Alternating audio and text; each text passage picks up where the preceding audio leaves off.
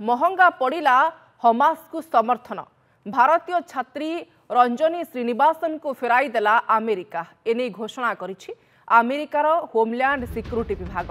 Ranjani visa बातिल हेबा परे स्वदेश फेरिछंती कोलंबिया यूनिवर्सिटी छात्री। कोलंबिया यूनिवर्सिटी रे रंजनी अर्बान प्लानिंग रे डॉक्टरेट करुथिले। तेबे से आतंकवादी संगठन हमास को समर्थन करिबा परे तांको F1 भिसा रद्द होइथिला।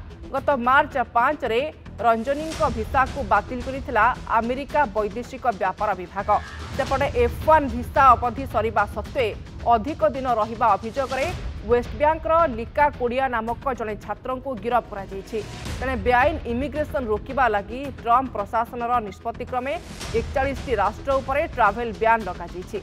से देशगुड़िक मध्य रही पाकिस्तान, अफगानिस्तान, भूटान, बेलारूस आदि राष्ट्र। यह सह 10 राष्ट्र को रेड लिस्ट रे शामिल करा जायछि। से राष्ट्रगुड़िक हैला Afghanistan, Cuba, Iran, Libya, north Korea, Somalia, Sudan, Syria, Venezuela और येमेन। ए देशर नागरिकों उपरे संपूर्ण भिसा बातिल करा जायछि।